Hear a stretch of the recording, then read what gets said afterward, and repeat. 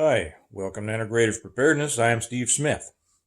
A friend of mine called me the other night and asked me to come meet him. And he said he wanted to pick my brain. So when I got there, we sat down. He's a great guy. He's one of my group.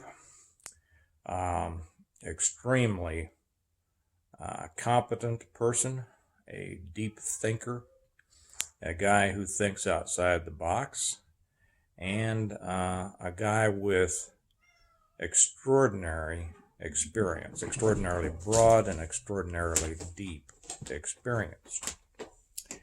Um, so we sat down, and he asked me. He said, "What do you think is going to happen, and what are you doing about it?" Now, we don't share.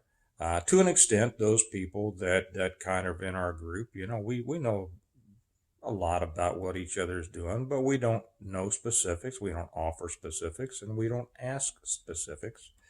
For the most part, I mean, to an extent, um, we know enough so that we have a good handle on everybody's readiness capabilities, things like that. But we don't get real deep in the weeds because there's a certain amount of trust there, and we understand and recognize each other's competence. So anyway, he kind of said, "What is it? What do you think is going to happen, and what are you doing about it? What are you preparing for?" Well, uh,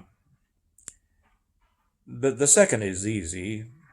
The first is kind of easy, but the overall is a little bit more complicated and and important. And I think it's probably the most important uh, uh, thing that people need to think about. And that is your family going to survive what's coming? Okay, now let's get back, and then we'll get back to that in just a second. What do I think is going to happen? We're just a few days out from the 2020 elections. Everybody knows how much social unrest there's been, the rioting, the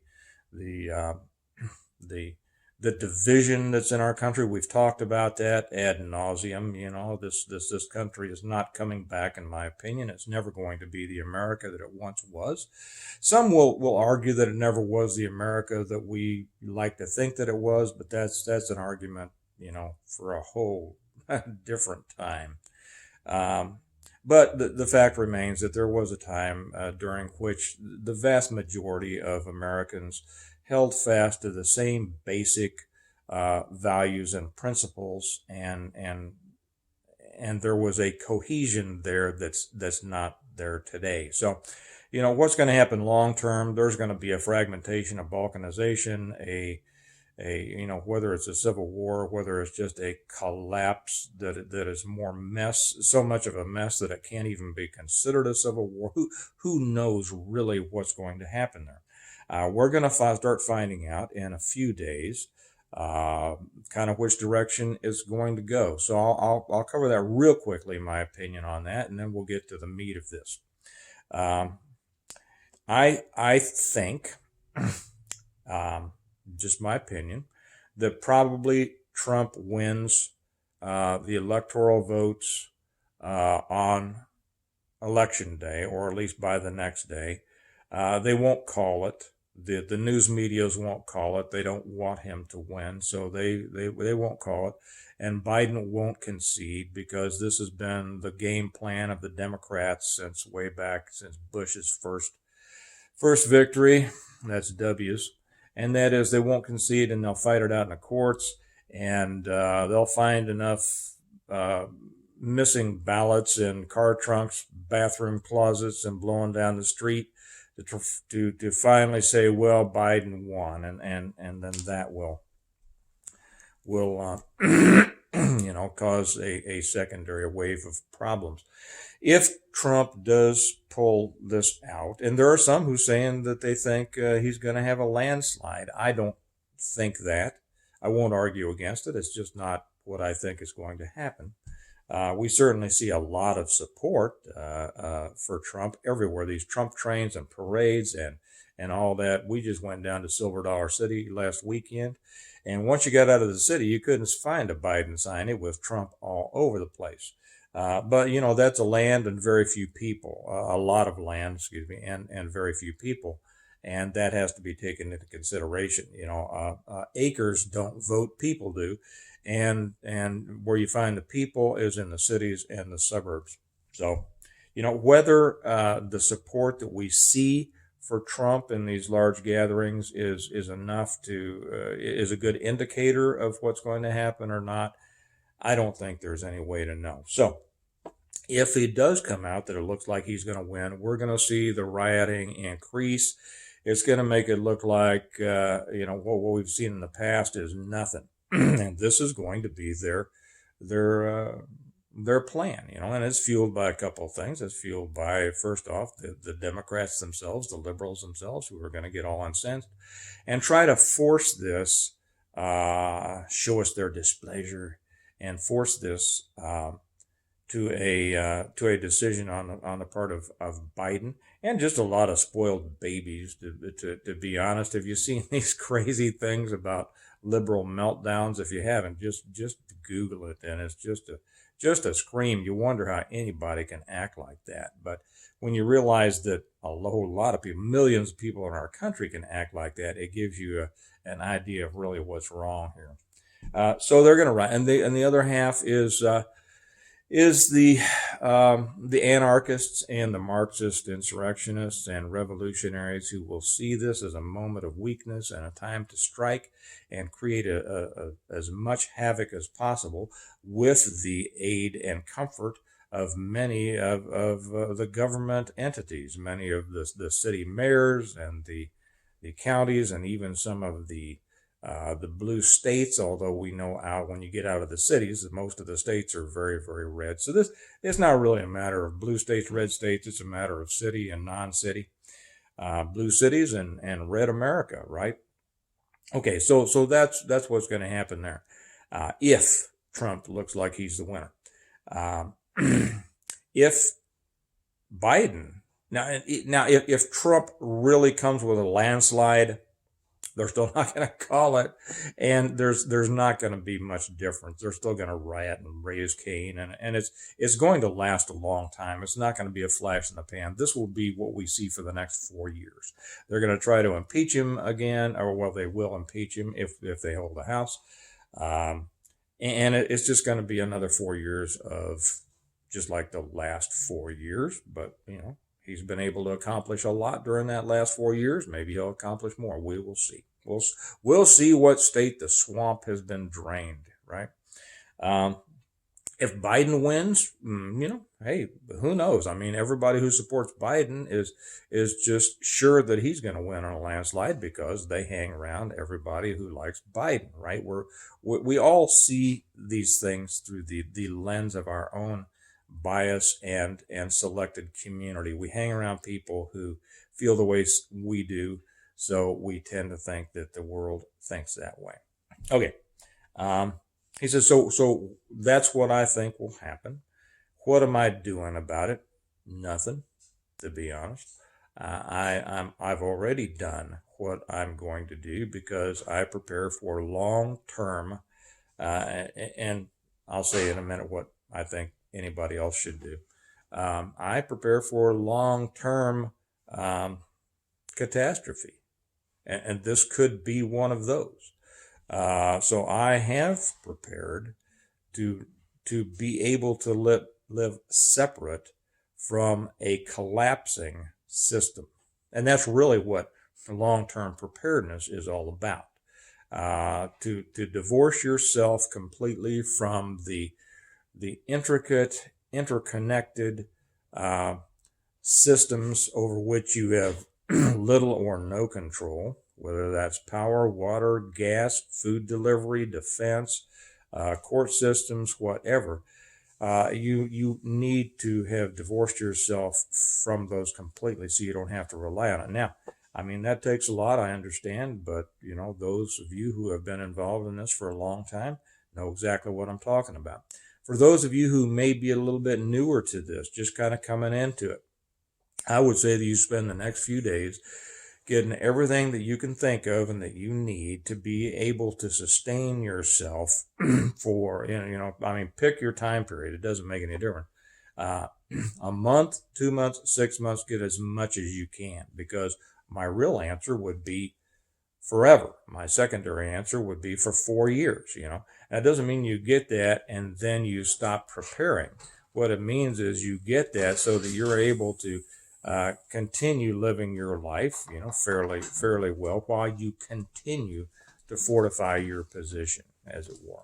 Okay, so that's what and he was on the same page. He says, yeah, he's about in the same position that I am. There's some slight differences, but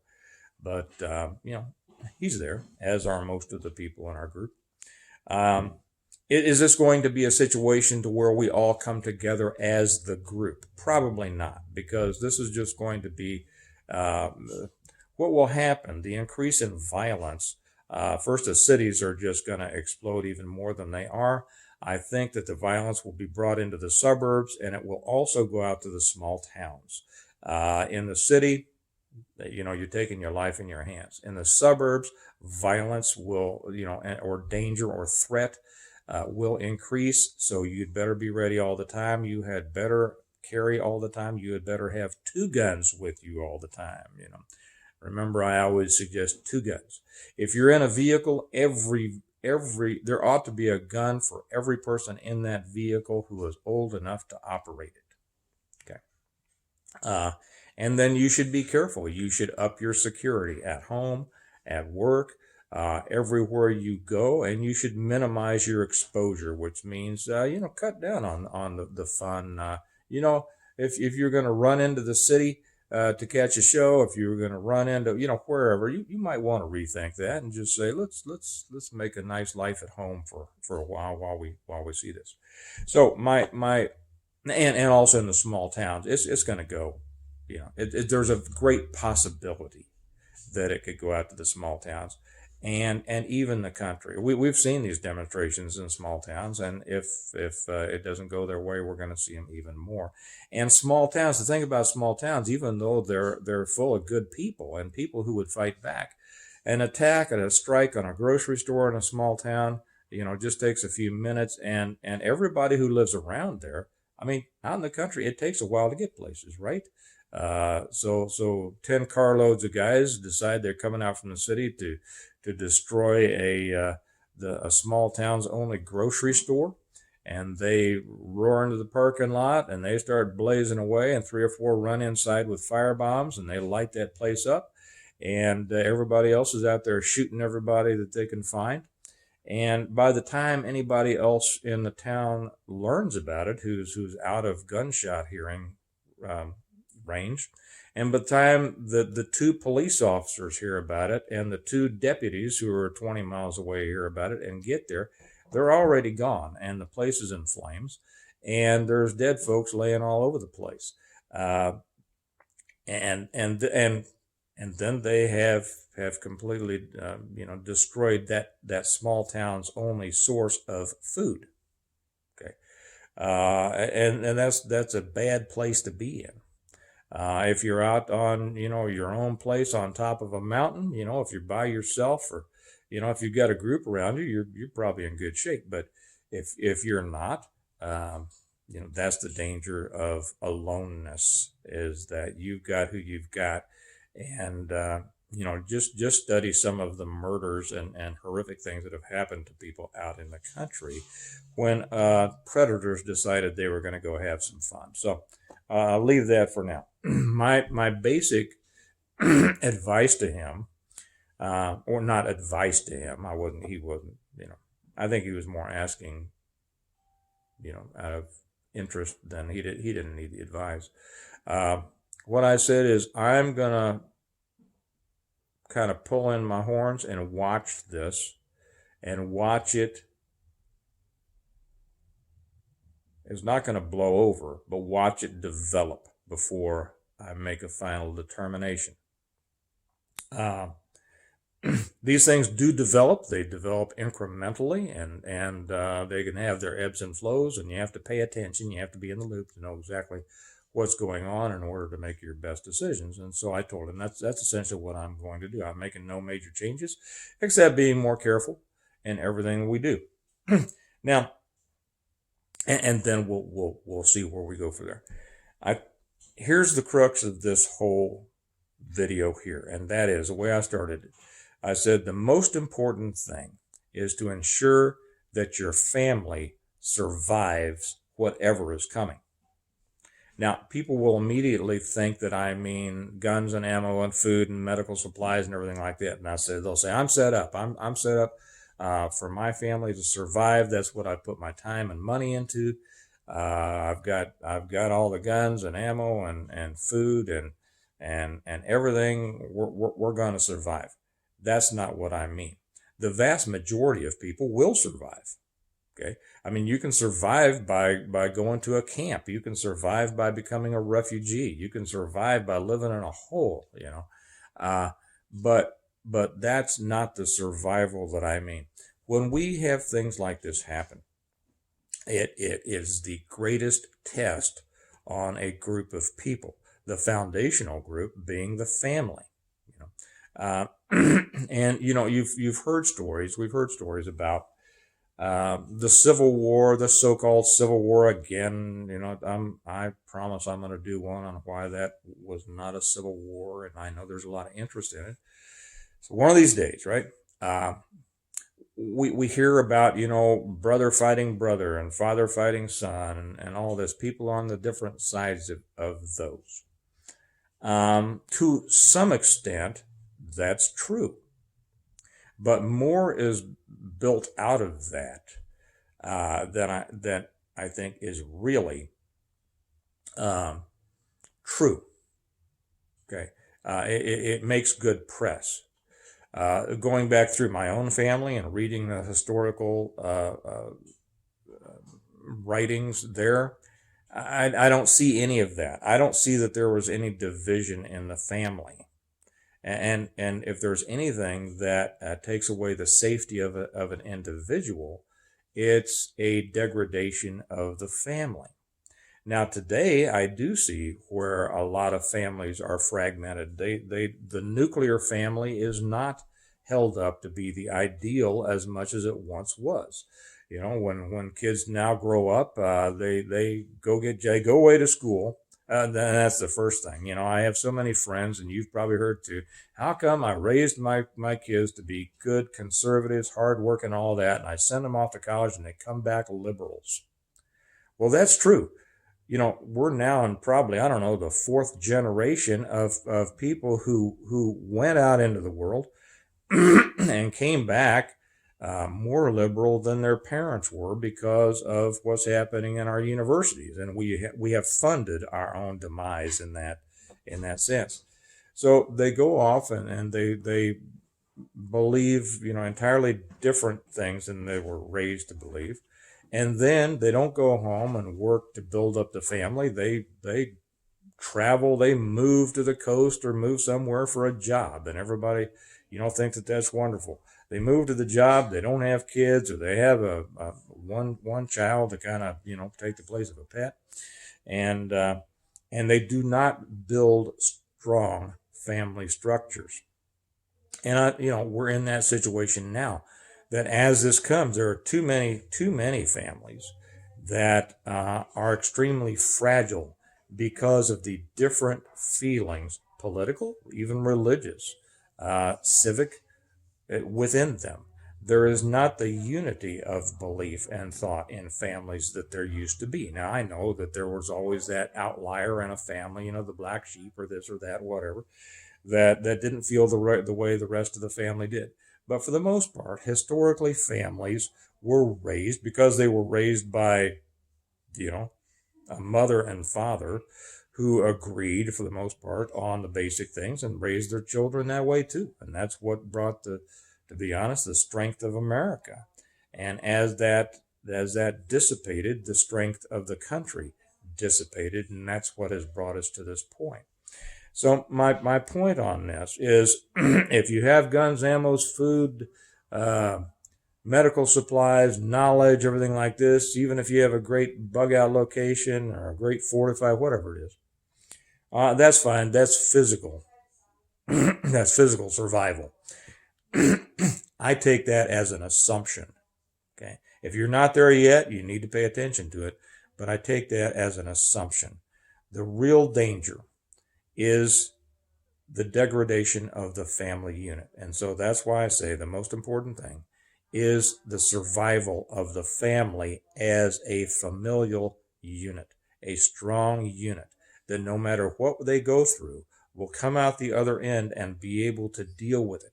If we come out the other end of this and everything's hunky dory, well, great. Okay, that's good. If we come out the other end of this, if there is an end, and we're living under a tyrannical, oppressive government, the family still, if it's strong, is going to provide a protective cocoon for the members in it.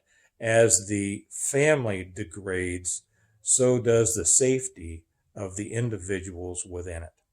And as the family degrades, so does the integrity of any larger group to which it belongs, the tribe, the clan with a C, or the community or the country.